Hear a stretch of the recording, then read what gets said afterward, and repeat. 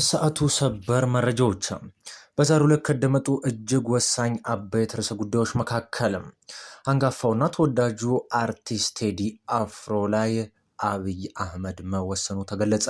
ኢትዮሪካ የተሰኘውን አዲሱን አልበም ካወጣ ወዲህ ቴዲ አፍሮ መነጋገሪያነቱ እንደቀጠለ ነው። በርካታ ዓለም አቀፍና ሀገር አቀፍ ሪከርዶችን እየሰባበረ የሚገኘው ኢትዮሪካ አልበም በቴዲ አፍሮ ሕይወት ላይ ግን ከባድ የሆነ ክስተት መደቀኑ ነው የተገለጸው። አገዛዙ እጅጉን ክፉኛ ቴዲ አፍሮ ላይ ዘመቾችን እያደረገ እንደሚገኝ ይታወቃል።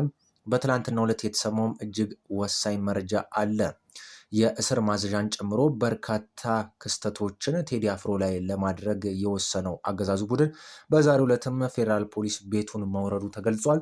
የቴዲ አፍሮ ጋር ተያይዞ የወጡትን አዳዲስ መረጃዎችን ወደ እናንተ በዝርዝር የማደርስ ነው የሚሆነው።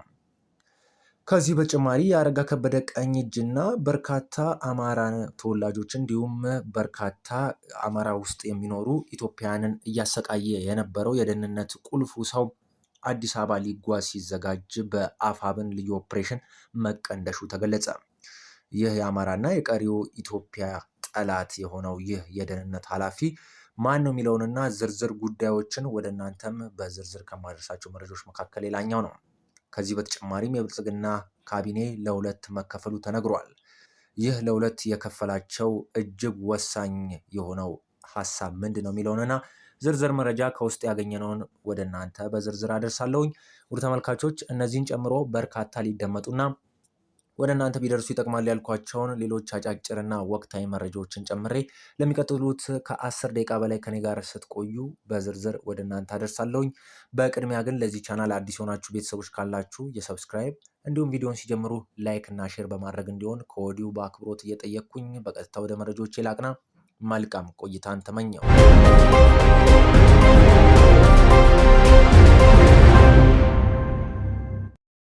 ሰላም ጤና ይስጥልኝ። በመላው ዓለም የምትገኙ ውድ ኢትዮጵያውያን እንደምን ሰንብታችኋል? በመረጃ ሰዓት ተገናኝተናል። መረጃዎቹን ወደ እናንተ እያደረስኩ አብሬያችሁ የምቆየው ከሁሉ በእጄ መረጃ እኔ ሉል ነኝ። ቀዳሚውን መረጃ ወደ እናንተ በማድረስ የዕለቱን ፕሮግራም በዚሁ የምጀምር ነው የሚሆነው። ቀዳሚው መረጃ የሚወስደን ነው ተወዳጁ አንጋፋው አርቲስት ቴዲ አፍሮ ኢትዮሪካ የተሰኘውን አልበም ካወጣ ወዲህ በርካታ ነገሮች እየደረሱበት ይገኛሉ። ከአገዛዙ ቡድን ማለት ነው። በትላንትናው ዕለትም የፍርድ ቤት ማዘዣ በማውጣት መኖሪያ ቤቱን ለመፈተሽ እንቅስቃሴዎች እንደነበሩ ባለፈው ቪዲዮዎች ገልጬላችሁ ነበረ። በዛሬው ዕለት እንግዲህ ጠዋት 3 ሰዓት አካባቢ በመኖሪያ ቅጥር ግቢው የደህንነት ኃላፊዎች እንዲሁም የፌዴራል ፖሊስ የታጠቁ በፓትሮል ታጅበው መኖሪያ ቤቱ በመግባት እንግዲህ የተለያዩ ጥያቄዎችን ለአርቲስቱ ማቅረባቸው ተገልጿል ማለት ነው። ለማረጋገጥ የቻልነው መረጃ እንደሚያመለክተው ከሆነ በተመሳሳይ ሰዓት ለቴዲ አፍሮ ቅርብ ናቸው የተባሉ ሰዎችም ጭምር ቦታው ላይ በመገኘት እንግዲህ የተለያዩ ጥያቄዎች እንደቀረበላቸው ተገልጿል። በቴዲ አፍሮ መኖሪያ ቤት ውስጥ እንግዲህ በመገኘት የፍርድ ቤት ማዘዣ በማምጣት እንግዲህ ጥያቄዎችን መመለስ አለበት በማለት በግዳጅ ጥያቄዎች እንደጠየቁት ተገልጿል ማለት ነው።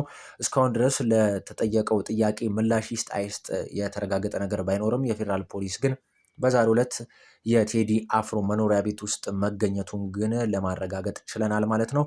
ከዚህ በተጨማሪም ሴምሲ ኮንቬንሽን ሴንተር የሚገኘውን የአርቲስቱን 2 አስደናቂ ስቱዲዮዎችን በመዝረፍና እንዲሁም የተለያዩ ዶክመንቶችንም በመውሰድ ፌዴራል ፖሊስ ባለፈው ሳምንት አልወሰድኩም ብሎ ቢሸመጥጥም የአርቲስት ቴዲ አፍሮ የቅርብ ሰዎች ግን የፌዴራል ፖሊስ ለ2 ተከታታይ ቀናት አካባቢው ላይ በመሆን ሲያጠኑ ከዋሉ በኋላ 2 ተከታታይ ቀጣይ ቀናቶች ላይም እንዲሁ ኮንቬንሽን ሴንተር የሚገኘውን የቴዲ አፍሮ አቡጊዳ ሃና አቡጊዳ ለስቱዲዮዎች ውስጥ ወደፊት ይወጣሉ ተብለው የሚጠበቁ የተቀዱ ሙዚቃዎች እንዲሁም የተጻፉ የግጥም የዜማ ጽሁፎችን መውሰድ መቻሉን እንግዲህ የቅርብ ሰዎቹ ለማረጋገጥ ችለናል ማለት ነው። በዛሬው ዕለት እንግዲህ ከቴዲ አፍሮ መኖሪያ ቤት ውስጥ ፌዴራሎች ዘልቀው በመግባት የተለያዩ ጥያቄዎችን መጠየቃቸውን ነው ለማረጋገጥ የቻልነው።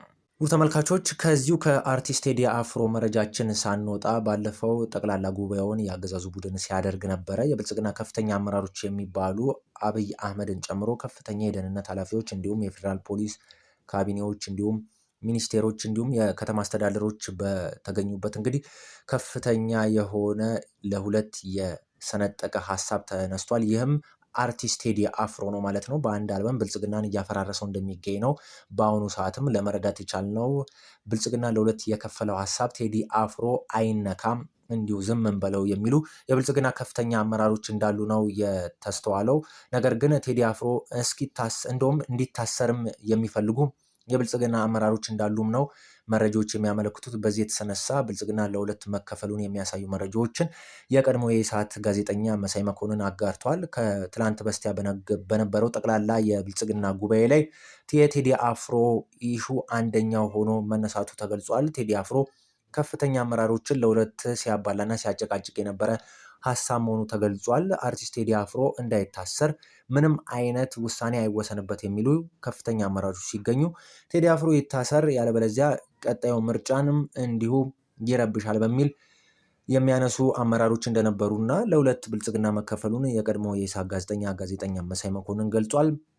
በዚህ ምክንያት የፍርድ ቤት ማዘዣ ጭምር እንደወጣበት ጋዜጠኛ መሳይ መኮንን አረጋግጧል ማለት ነው። ይህ የፍርድ ቤት ማዘዣ ለእስር ይሁን ለፍተሻ የሚለውን ግን እስካሁን ድረስ ለመግለጽ እንዲሁም ለማረጋገጥ አልቻልኩም ሲል ነው ጋዜጠኛ መሳይ መኮንን የገለጸው ማለት ነው። ነገር ግን በዛሬው ዕለት እንግዲህ ጠዋት ላይ በከፍተኛ የታጠቁ ፓትሮሎች እንዲሁ የደህንነትና የመርማሪ ቡድን ጋዜጠኞችም ጭምር በነበሩበት ማለት ነው አርቲስት ቴዲ አፍሮ ቅጥር ግቢ ውስጥ በመግባት የመኖሪያ ግቢ ውስጥ ማለት ነው ጥያቄዎች እንዳቀረቡለት ግን ለማረጋገጥ ችለናል። ውድ ተመልካቾች በሌላ ወሳኝ መረጃ ትግራይ አደገኛ ምዕራፍ ላይ ትገኛለች ሲሉ ሌተናል ጄኔራል ታደሰ ወረደ ገለጹ። የትግራይ ጊዜያዊ አስተዳደር ፕሬዝዳንት ሌተናል ጄኔራል ታደሰ ወረደ ክልሉ በታሪካዊ አደገኛ የለውጥ ምዕራፍ ላይ እንደሚገኝ አስጠነቀቁ። በሰላምና ጦርነት በአፋፍ ላይ መሆኗን የገለጹት ፕሬዝዳንቱ ለችግሩ መባባስ የአመራሩ እኔ ያልኩት ብቻ የሚል ጠባብ አስተሳሰብ ተጠያቂ መሆኑን ጠቁመዋል። ችግሩን ለመፍታት ሁሉን አሳታፊ የጋራ መግባባትና የተለየ ሀሳብን ማክበር እንደሚያስፈልግ ያሳሰቡት ፕሬዝዳንቱ ህዝቡ በተለይም ወጣቶችና እናቶች የተሳሳተውን የአመራር አካሄድ በመገንዘብ ለለውጥ እንዲረባረቡ ጥሪ አቅርበዋል። ኃይልን መጠቀምና የተለየ ሀሳብን ማፈን ክልሉን ለሌላ ዙር ውድቀት እንደሚዳርግ አስጠንቅቋል። ህወሓት ዛሬ መቀሌ ላይ ዶክተር ደብረጽዮንን የክልሉ ፕሬዝዳንት አድርጎ እንደሚሾም እየተስማማ ሲሆን መቀሌ ከተማ ትናንት ምሽት ፍንዳታ አጋጥሟት እንደነበርም የሚረሳ አይደለም።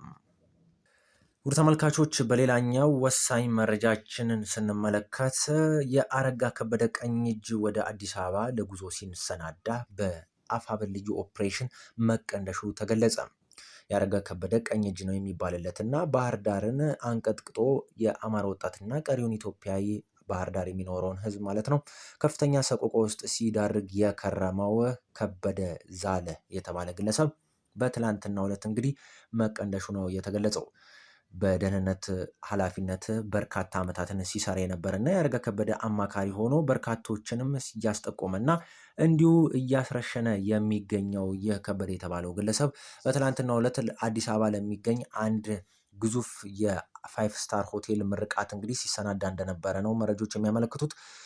ቀድሞ የደረሰው መረጃው የአፋብን 103ኛ ልዩ ኮር የአፋብን ተወርዋሪ አናብስቶቹ እንግዲህ ባህር ዳር መውጫ ልዩ ስሙ 07 አካባቢ ላይ በመኪና በእጀባ ሲንቀሳቀስ በነበረበት ሰዓት እንግዲህ አፋብን ድንገተኛ ጥቃት በመክፈት እንግዲህ ይህንን ግለሰብ ቀንድሾ መጣሉን ያረጋገጠው። ውድ ተመልካቾች ወደ ባህር ማዶ ወዳገኘናቸው መረጃዎች ደግሞ ስናቀና ኢራን በተባበሩት አረብ ኤምሬትስ እና በሆርሙዝ ጥቃት መፈጸሟ ተረጋግጧል። ኢራን በተባበሩት አረብ ኤምሬትስ ፋጂራህ የነዳጅ ማከማቻ እና የኢንዱስትሪ ማዕከል ላይ የድሮን ጥቃት መፈጸሙ የተገለጸ ሲሆን በተጓዳኝም በሆርሙዝ ባህረ ሰላጤ ሌላ የንግድ መርከብ ላይ ጥቃት ማድረሷ ተሰምቷል። ጥቃቶቹን ተከትሎ በተባበሩት አረብ ኤምሬትስ በተነሳው ከፍተኛ እሳትና በባህረ ትራንስፖርት ላይ በተቃጣው ጥቃት በክልሉ ያለው ውጥረትን አባብሶታል ተብሏል። በተለይም በፕሬዚዳንት ትራምፕ አስተዳደር በኩል የንግድ መስመሮችን ክፍት ለማድረግ የተጀመረው ፕሮጀክት ፍሪደም ዘመቻ ጥቃቱን መከላከል አለመቻሉ በአሜሪካ የውጭ ፖሊሲና በአስተዳደሩ ጥንካሬ ላይ ትችቶችን እያነሳ መሆኑ ተገልጿል። በተባበሩት አረብ ኤምሬትስ በኩል የሚገኙ ከፍተኛ ባለስልጣናት ለሲኤንኤን እንደገለጹት አሜሪካና እስራኤል በሚቀጥሉት 24 ሰዓታት ውስጥ በኢራን ላይ የአጸፋ እርምጃ ይወስዳሉ ተብሎ እንደሚጠበቅ ነው የተገለጸው።